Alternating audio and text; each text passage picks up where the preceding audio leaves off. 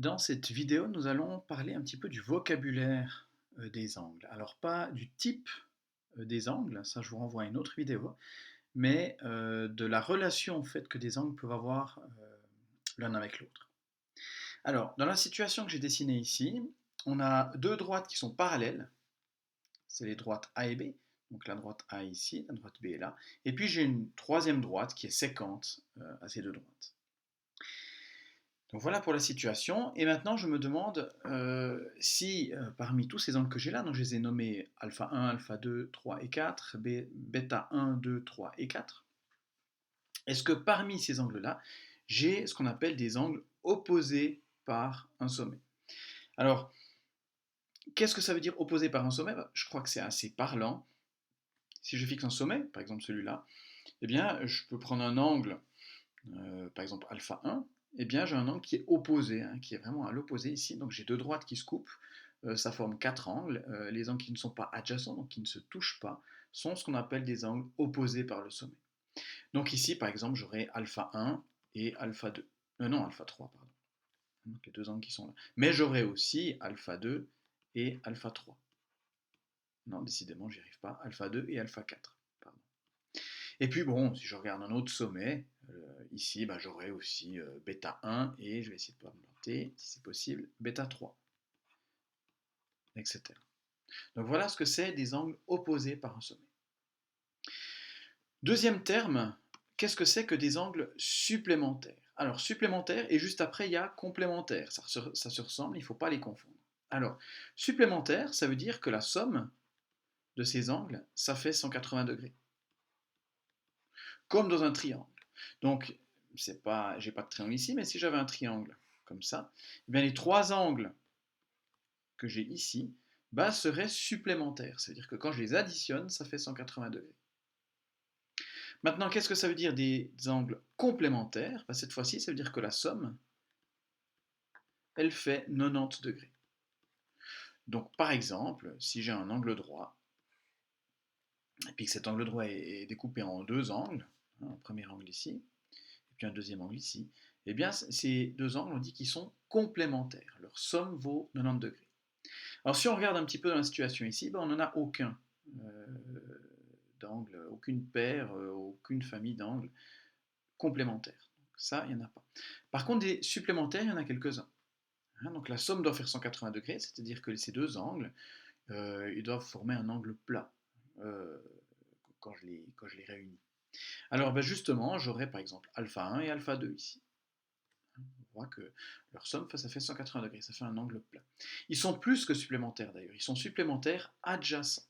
Donc adjacent, bon, bah, ça c'est un terme français, hein, ça veut simplement dire qu'ils se touchent, hein, ils sont côte à côte. Donc adjacent, j'aurais par exemple alpha 1 et alpha 2. Cette fois, je ne vais pas me planter, mais aussi alpha 1 et alpha 4, etc. Et donc si je reviens à mes angles supplémentaires, j'aurai aussi donc alpha 1 et alpha 2, qui sont donc supplémentaires adjacents. Voilà, et puis il y en a plein d'autres. Terme suivant, des angles correspondants. Alors qu'est-ce que ça veut dire correspondant? Euh, Moi je préfère presque le terme translaté. Donc ça veut dire quoi que des angles sont translatés? Prenons un angle, par exemple alpha 1. Eh bien je vois que je peux le translater et ça l'envoie sur bêta 1, par une translation. Donc alpha 1 et bêta 1 sont correspondants. J'aurais aussi, par exemple, alpha 4 et bêta 4. Pour donner un autre exemple. Donc alpha 4 et bêta 4. Voilà. Et il y en a de nouveau plein d'autres. Voilà pour ce qui est des angles correspondants. Et maintenant on arrive alors au niveau du vocabulaire, des choses un petit peu compliquées. Alterne interne, alterne externe. Qu'est-ce que ça veut dire que ça? Alors, déjà ce qu'il faut voir, c'est que mes deux droites qui sont parallèles, du coup je pourrais, moi je vois ça comme ça, ça fait une sorte de bande comme ça, ces deux droites parallèles, hein, une bande infinie, ici j'ai dessiné qu'un petit morceau. Et donc le interne et le externe définissent déjà si ces angles sont intérieurs à l'intérieur de ma bande ou à l'extérieur de ma bande. Autrement dit, si je suis entre mes deux droites parallèles, ou bien si je suis à l'extérieur. Et puis maintenant, pourquoi alterne? Eh bien, il faut par exemple prendre l'angle, alors si je regarde alterne interne, si je regarde l'angle alpha 3, eh bien, de l'autre côté de la droite, j'ai ici bêta 1. Ces deux angles, on remarque qu'ils sont isométriques. Eh bien, c'est ce qu'on appelle des angles alternes internes. Donc alternes parce qu'ils ne sont pas du même côté de cette droite, qui est la droite sécante, mais internes parce qu'ils sont dans la bande. Donc ici, on aurait par exemple alpha 3 et j'ai dit bêta 1. Est-ce qu'il y en a d'autres? Eh bien, il y a par exemple alpha 4 et de l'autre côté de la droite, bêta 2. Voilà un autre couple d'angles alternes internes. Alpha 4 et bêta 2.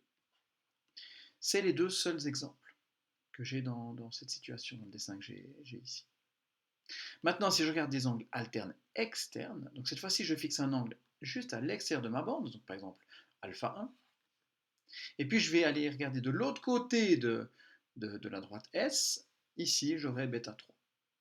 Donc alterne externe, j'aurai par exemple le couple alpha 1 et bêta 3. Autre exemple, et ce sera le seul d'ailleurs, j'aurai aussi alpha 2 qui est alterne externe à bêta 4.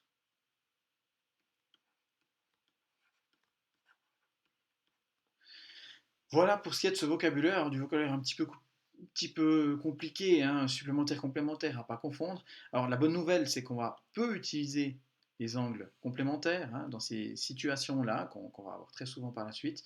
Ben, il n'y a pas forcément d'angle droit. Ça ne va pas forcément être utile de connaître, de savoir ce que c'est complémentaire. Adjacent, bon, c'est un terme français, hein, ça veut juste dire que ça c'est collé. Euh, Correspondant, si on pense à translater, en tout cas moi c'est comme ça que je le fais, ça devrait aller. Et puis ma foi, alterne interne, alterne externe, alors là, bon, il faut un petit peu se concentrer. Personnellement, je pense à cette bande, on peut être à l'intérieur ou à l'extérieur. Et puis ce qui est important, comme j'ai dit, c'est le fait qu'il soit isométrique, les angles alterne interne. Si je prends par exemple alpha 3, il est isométrique à bêta 1. Et en fait, c'est surtout ça l'intérêt de ce vocabulaire, c'est de savoir en fait à quoi ça va nous servir tout ça. Alors si je prends des angles opposés par le sommet, donc j'avais par exemple alpha 1 et alpha 3, qu'est-ce qui est important? Eh bien, c'est que ces angles ils sont isométriques. C'est vraiment ça qui est important. Donc ici, opposé par un sommet, je vais mettre comme ça, je vais mettre une astérisque, c'est isométrique. Donc ça, c'est utile. Le vocabulaire, ça ne l'est pas plus que ça, si ce n'est pour se comprendre. Mais le fait qu'ils soient isométriques, ces angles, ça peut nous permettre de résoudre des situations. Bon, angles supplémentaires, ils ne sont pas forcément isométriques. Si on prend alpha 1, alpha 2 ici, leur somme fait bien 180, mais ce n'est pas la moitié de 180 chacun, pas forcément. Adjacent non plus, bon, pour reprendre cet exemple. Correspondant, par contre, j'ai dit, c'est par exemple alpha 1 et bêta 1, pardon. Ils sont translatés, donc ça ne change pas leur valeur, puisque une translation est une isométrie. Donc à nouveau, quand j'ai des angles qui sont correspondants, ils sont isométriques. Et il en est de même pour les angles alternes internes. De nouveau, si je prends l'angle par exemple alpha 4, qui est à l'intérieur de la bande ici, et puis l'angle bêta 2, qui est donc son angle alterne interne, eh bien ces deux angles sont isométriques. Et il en est de même encore pour les angles alternes externes. Donc ça, plus que le nom, c'est vraiment ça qui est important de retenir. C'est ça qui va nous permettre de résoudre des situations, de résoudre des figures, c'est-à-dire de calculer un maximum d'angles. C'est de savoir que des angles opposés par un sommet, correspondant alterne interne, alterne externe, ben, ils sont isométriques.